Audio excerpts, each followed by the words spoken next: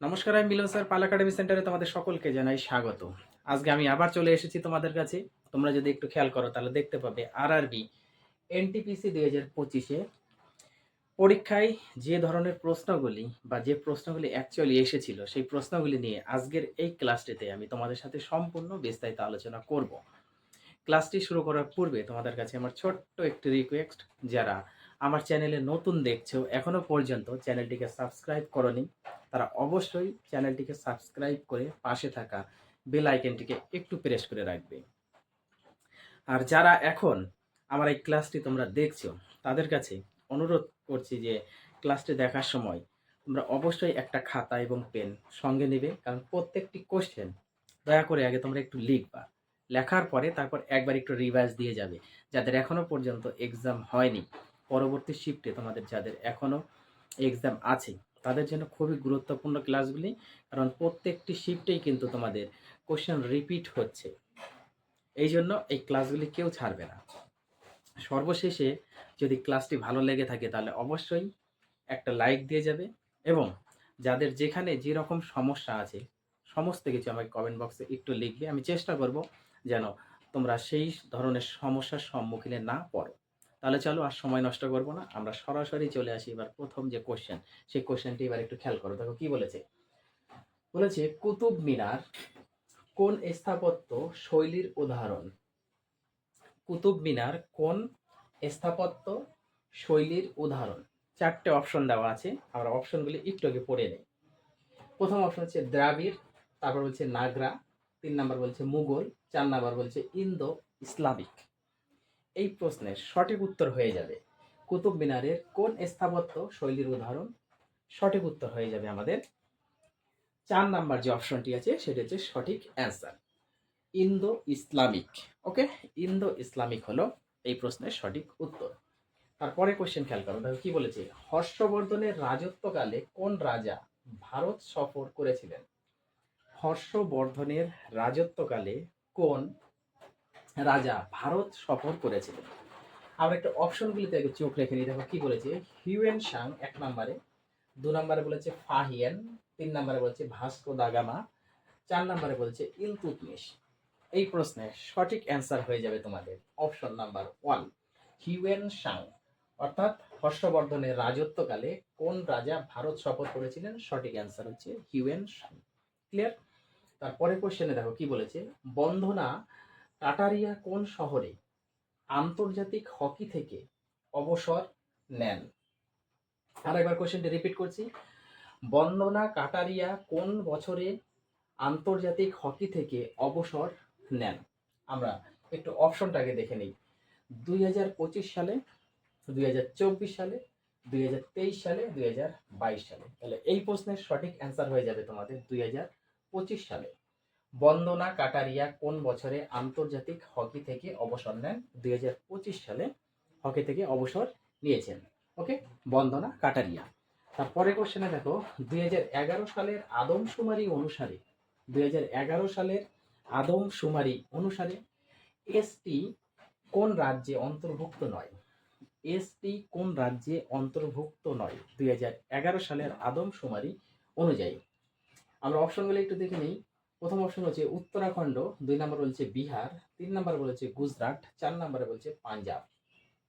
এই প্রশ্নের তোমাদের সঠিক অ্যান্সার হবে অপশন নাম্বার 4, পাঞ্জাব। 2011 সালের আদমশুমারি অনুসারে এসটি কোন রাজ্যে অন্তর্ভুক্ত নয়? সঠিক অ্যান্সার হচ্ছে আমাদের পাঞ্জাব। 4 নাম্বার হচ্ছে সঠিক অ্যান্সার। তারপরে কোশ্চেনটি দেখো কি বলেছে। কোন কমিটির পরামর্শে পঞ্চায়েতি রাজ ব্যবস্থা বাস্তবায়িত হয়েছিল? কোন কমিটির পরামর্শে পঞ্চায়েতি রাজ ব্যবস্থা বাস্তবায়িত হয়েছিল? এই প্রশ্নের আমি কোনো অপশন দিইনি, আমি সঠিক অ্যান্সারটি লিখে রেখেছি। সঠিক অ্যান্সার হবে বলবন্ত রায় মেহতা কমিটি।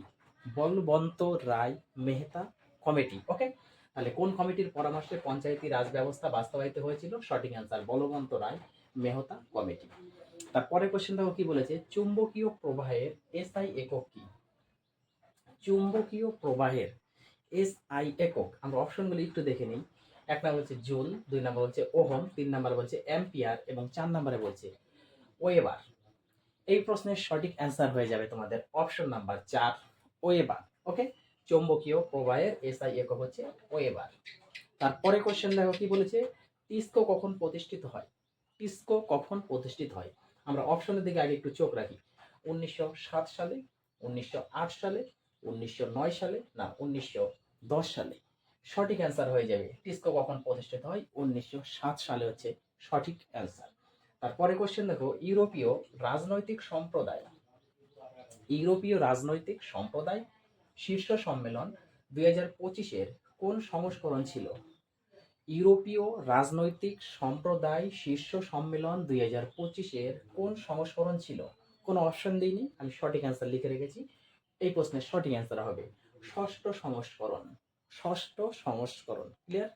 তারপরে কোশ্চেন দেখো, ভারতীয় সংবিধানের কোন অনুচ্ছেদের ধর্মপ্রচারের অধিকার রয়েছে? ভারতীয় সংবিধানের কোন অনুচ্ছেদের ধর্ম প্রচারের অধিকার রয়েছে? এই প্রশ্নের আমি কোনো অপশন দিইনি, আমি সঠিক অ্যান্সারটি লিখে রেখেছি। অনুচ্ছেদ 25, অনুচ্ছেদ 25, অর্থাৎ সংবিধানের 25 নাম্বার ধারাতে ভারতীয় সংবিধানের অনুচ্ছেদের ধর্ম প্রচারের অধিকার রয়েছে, ক্লিয়ার? তারপরে কোশ্চেন দেখো, 2024 সালের G2 সম্মেলন কোন দেশে অনুষ্ঠিত হয়েছিল? 2024 সালের G2 সম্মেলন কোন দেশে অনুষ্ঠিত হয়েছিল? আমরা এবার অপশনগুলি একটু দেখে নিই। ব্রাজিল, 2 নাম্বার বলেছে ভারত, 3 নাম্বারে বলেছে আমেরিকা, 4 নাম্বারে বলেছে ইন্দোনেশিয়া। 2024-এ G2 সম্মেলন কোন দেশে অনুষ্ঠিত হয়েছিল? এই প্রশ্নের সঠিক অ্যান্সার তোমাদের হবে ব্রাজিল। ওকে, তারপরে কোশ্চেন দেখো কি বলেছে, 2011 সালের আদমশুমারি অনুসারে ভারতে মোট জনসংখ্যা কত ছিল? 2011 সালের আদমশুমারি অনুযায়ী ভারতের মোট জনসংখ্যা কত ছিল? আমি কোনো অপশন দিইনি, সঠিক অ্যান্সার হবে 121 কোটি। ওকে, তারপরে কোশ্চেন দেখো, 2024 সালের বিধানসভা নির্বাচনে মহারাষ্ট্র ও ঝাড়খণ্ডে কে জয়লাভ করেছিলেন? 2024 সালের বিধানসভা নির্বাচনে মহারাষ্ট্র এবং ঝাড়খণ্ডে কে জয়লাভ করেছিলেন? সঠিক অ্যান্সার হবে মহারাষ্ট্রে এনডিও। মহারাষ্ট্রে জয়লাভ করেছিলেন এনডিও, এবং ঝাড়খণ্ডে আহ, ভারত ভারত ব্লক জয়লাভ করেছিলেন, ক্লিয়ার? দেখো, মহারাষ্ট্রে এনডিও এবং ঝাড়খণ্ড হচ্ছে ভারত ব্লক জয়লাভ করেছিলেন। তারপরে কোশ্চেন দেখো কি বলেছে, উদ্ভিদের শীর্ষে কোন হরমোন থাকে? উদ্ভিদের শীর্ষে কোন হরমোন থাকে যা তাদের একরূপতা বজায় রাখতে সাহায্য করে? দেখো, কোশ্চেনটি আরেকবার রিপিট করছি। বলেছে উদ্ভিদের শীর্ষে কোন হরমোন থাকে যা তাদের একরূপতা বজায় রাখতে সাহায্য করে? এই প্রশ্নের সঠিক অ্যান্সার হয়ে যাবে অক্সিন। আমি কোনো অপশন এখানে দিইনি, অক্সিন হবে। ওকে, তারপরে কোশ্চেন দেখো, ভারতের পরিকল্পনা মিশন কবে গঠিত হয়? ভারতের পরিকল্পনা মিশন কবে গঠিত হয়? কোনো অপশন আমি দিইনি, সঠিক অ্যান্সার হয়ে যাবে তোমাদের 15ই মার্চ 1950 সালে। 1950 সালেই 15ই মার্চ ভারতের পরিকল্পনা মিশন গঠিত হয়েছিল। তারপরে কোশ্চেনে খেয়াল করো, দেখো কি বলেছে, জাতীয় দিবসে কোন নৌবাহিনী জাহাজ মরিশাসে গিয়েছিল? জাতীয় দিবসে কোন নৌবাহিনী জাহাজ মরিশাসে গিয়েছিল? ওকে, এই প্রশ্নের সঠিক অ্যান্সার হবে ইম্ফল। ইম্ফল। ওকে, আরেকবার রিপিট করছি, ভারতীয় দিবসে কোন নৌবাহিনী জাহাজ মরিশাসে গিয়েছিল? সঠিক অ্যান্সার ইম্ফল। তারপরের কোশ্চেন দেখো, 5000 বছর আগে থর মরুভূমির 5000 বছর আগে থর মরুভূমির কাছে কোন সভ্যতা ছিল? 5000 বছর আগে থর মরুভূমির কাছে কোন সভ্যতা ছিল? বহুত ইম্পর্টেন্ট কোশ্চেনগুলি। এই প্রশ্নের সঠিক অ্যান্সার হয়ে যাবে সিন্ধু সভ্যতা। 5000 বছর আগে থর মরুভূমির কাছে কোন সভ্যতা ছিল? যে সভ্যতাটি ছিল তার নাম হচ্ছে সিন্ধু সভ্যতা। তারপরে কোশ্চেন দেখো, 2025 সালে কোন বিখ্যাত নেতা 2025 সালে কোন বিখ্যাত নেতা বার্মা কারাগারে বন্দী ছিলেন? বার্মা কারাগারে বন্দী ছিলেন। 2025 সালে কোন বিখ্যাত নেতা বার্মা কারাগারে বন্দী ছিলেন? সঠিক অ্যান্সার হয়ে যাবে অং সান অং সান সুচি। অং সান সুচি, অং সান সুচি, তিনি বার্মা কারাগারে বন্দী ছিলেন। তো এই ছিল তোমাদের আজকের ক্লাস। আশা করি প্রত্যেকটি কোশ্চেন তোমরা ভালোভাবে বুঝতে পেরেছো। তোমাদের বারবার রিকোয়েস্ট করছি, এই প্রশ্নগুলি সর্বপ্রথম তোমরা খাতাতে একটু নোট করো। যখন নোট করবে তখনই তোমাদের রিভাইজ হয়ে যাবে। একবার নোট করলে শুধু তোমাদের আর মুখস্থ করতে হবে না, একবার নোট করো তোমাদের সম্পূর্ণ রিভাইজ হয়ে যাবে। ওকে, তাহলে এই ক্লাসগুলো তোমরা একটু দেখে পরবর্তী শিফটের পরীক্ষা দিতে যাও যাদের এখনো হয়নি। আমি আবার আসবো পরবর্তী পার্ট নিয়ে। তাহলে আজকের মতো আমি এখানেই শেষ করছি।